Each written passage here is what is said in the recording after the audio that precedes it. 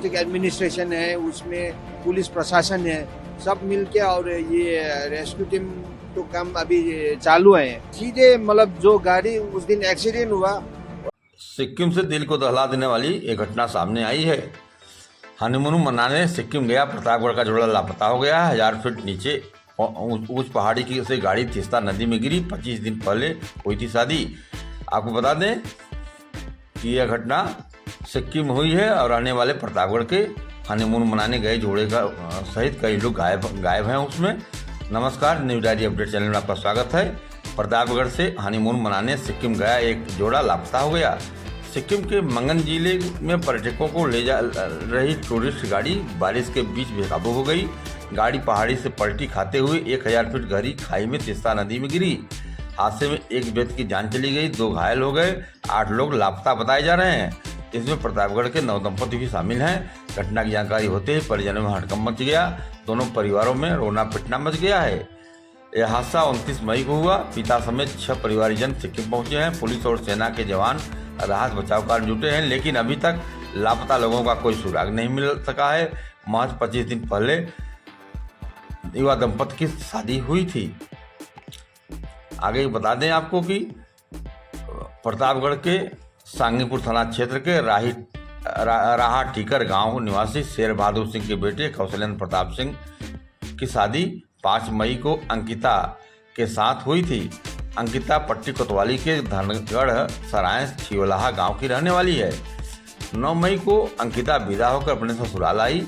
24 मई को अंकिता और कौशलेंद्र हनीमून मनाने सिक्किम चले गए। अगले दिन उत्तर सिक्किम के मंगन जिले के चुंगधांग इलाके में घूमने पहुंचे। 29 मई की रात गंगटोक लौट रहे थे कि गाड़ी में ड्राइवर और 10 पर्यटक बैठे थे। रात लगभग 9 बजे भारी बारिश हो रही थी।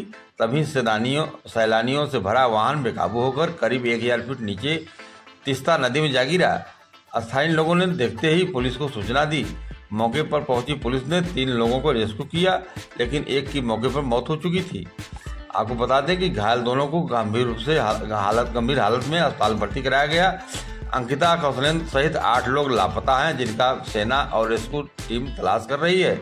परिजनों ने बताया अंकिता लखनऊ के मेदांता अस्पताल में मेडिसिन स्टोर की हेड है। 1.5 साल से वेदांता में काम करती है। 6 महीने पहले उन्हें आईसीयू डिपार्टमेंट की देखरेख करने की भी जिम्मेदारी दी गई थी। कौशलेंद्र दिल्ली में सिविल सेवा की तैयारी कर रहे हैं। आपको बता दें कि हादसे की खबर सुनते ही दोनों परिवारों में कोहराम मच गया। कौशलेंद्र अपने माता पिता का इकलौती संतान है। अंकिता के पिता विजय सिंह ने बताया कि 23 मई को बेटी की विदाई दोबारा तय हुई थी, लेकिन हनीमून का वेडिंग टिकट 22 मई को कंफर्म हो गया। इस पर कौशलेंद्र के पिता ने मुझसे कहा कि पहले बच्चों को घुमाने दो, फिर विदाई करा लेंगे। हमें क्या पता था कि इतना बड़ा हादसा हो जाएगा। दोनों परिवार के लोग बच्चों को लेकर परेशान हैं। अभी तक बच्चों का कोई सुराग नहीं मिला है। इसमें आपको बता दें कि कौशलेंद्र की मां बेबी सिंह का रो रो कर बुरा हाल है। उन्होंने कहा कि गुरुवार 29 तारीख की सुबह 11 बजे बात हुई थी। बेटा बहू दोनों खुश थे। इसके बाद वे खामोश हो गए। आंखें भीगी थी, लेकिन शब्द नहीं निकले। आपको बता दें कि बुआ आशा सिंह ने कहा कि हादसे वाले दिन मेरी भतीजी कौशलेंद्र सिंह से भी बात हुई थी। भतीजे कौशलेंद्र सिंह से बात हुई थी। उसने बताया था कि वो सिक्किम में है, मौसम थोड़ा खराब है, लेकिन सब ठीक है। बहू भी पास में ही थी। दोनों की आवाज़ में कोई घबराहट नहीं थी। मैंने कहा खुश रहो बेटा, आराम से घूमो और सुरक्षित लौट आओ, लेकिन इसके बाद से कोई खबर नहीं आई। आपको बता दें कि अब घर पर सबकी सांस अटकी हुई है। इस पर से अलग अलग बातें सुनने की मिल रही हैं। कोई कह रहा है कि ऊपर 700 लोग फंसे हुए हैं, शायद उन्हीं में हो। कोई कहता है कि एक कपल हादसे से पहले गाड़ी से उतर गया था। हम उम्मीद करते हैं शायद वो हमारा बेटा बहू ही हो। और बेटे की तलाश में खुद मेरे भाई यानी कौशलेंद्र सिंह कौशलेंद्र के पिता समेत हमारे परिवार के 6 लोग सिक्किम जा चुके हैं। वहाँ सेना, पुलिस और स्थानीय प्रशासन से लगातार संपर्क कर रहे हैं, लेकिन अभी तक कोई पुख्ता जानकारी नहीं मिल पाई है। हम सरकार से, प्रशासन से, सेना से सिर्फ यही गुहार कर रहे हैं कि तलाश तेज हो, लेकिन क्योंकि जब तक हमारा बेटा सामने नहीं आता, हम न यकीन कर पा रहे हैं, न सुकून से बैठ पा रहे हैं। हर पल सिर्फ दर्द और उम्मीद के बीच गुजर रहा है।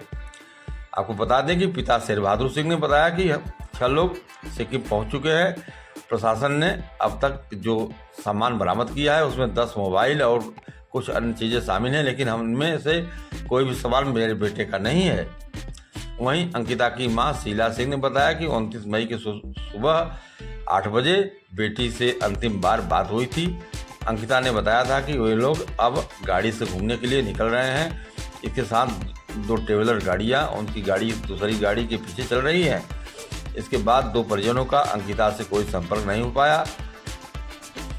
सरकार से अपील की है कि मेरे बच्चों को जल्द से जल्द सुरक्षित घर लाया जाए। आपको बता दें कि अंकिता के परिवार में माता पिता के साथ 2 बहनें और एक छोटा भाई है। अंकिता की बड़ी बहन एकता सिंह की शादी हो चुकी है, वह मुंबई में रहती है। छोटा भाई वाहन शोरूम का कारोबार करता है। पिता डब्बू सिंह बिल्डिंग मटेरियल का व्यवसाय करते हैं, जबकि मां शीला सिंह गृहिणी है। परिवार के लोग लगातार संपर्क करने की कोशिश में जुटे हैं और प्रशासन से जल्द कार्रवाई की उम्मीद लगाए बैठे हैं। आपको बता दें कि सिक्किम पुलिस और सेना की टीमें लगातार लापता लोगों की तलाश कर रही है। नदी में बहाव तेज होने के कारण बचाव कार्य में कठिनाइयों तो आ रही हैं। परिजन लगातार प्रशासन और स्थानीय अधिकारियों से संपर्क में हैं और अपने प्रियजनों की सलामती की दुआ कर रहे हैं। आपको बता दें कि rescue volunteer Sikkim tourism department के आनंद गुरुंग ने बताया कि लैंडस्लाइड की वजह से रास्ता पूरी तरह से बंद हो गया है, अब तक नहीं खुल पाया है। हमारी रेस्क्यू टीम पहले से मौके पर लगी हुई है, लगातार प्रयास कर रही है। हम लोग बैकअप टीम के रूप में पहुंचे हैं। आपको बता दें कि वहां का रास्ता बंद होने के कारण ऊपर तक नहीं पहुंच सके हैं। आधी टीम नीचे है और आधी ऊपर है। रास्ता बंद होने के कारण पूरा सामान ऊपर तक नहीं पहुंच पाया है। रेस्क्यू में काफ़ी दिक्कतें आ रही हैं। रास्ता खोलने में अभी समय लगेगा क्योंकि इलाके में भारी भूस्खलन हो रहा है। जैसे ही रास्ता साफ होगा हम भी ऊपर की ओर बढ़ेंगे और राहत कार्य में जुटेंगे। आपको बता दें कि वहाँ के एसपी सोनम रेड्डू भुटिया ने बताया कि चुनौतीपूर्ण मौसम की स्थिति के बावजूद राहत कार्य जारी है। पर्यटक घटना के बाद लापता हो गए।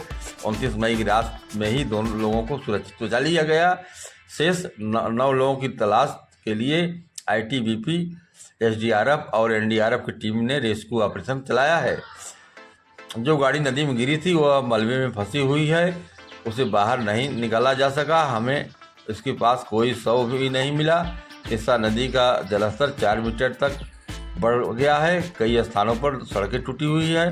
डिप्टी कमिश्नर मौके पर पहुंचे हैं। SDM और SHTPO को निर्देश दिए गए हैं कि खोज अभियान लगाकर जारी रखें।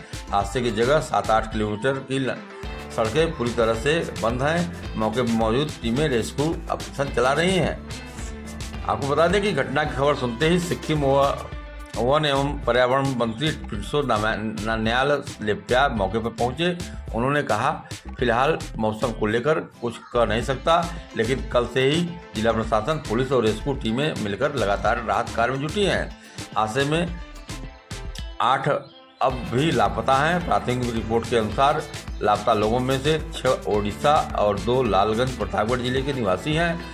दुर्घटना के दिन वाहन सीधे तिस्सा नदी में गिर गया था।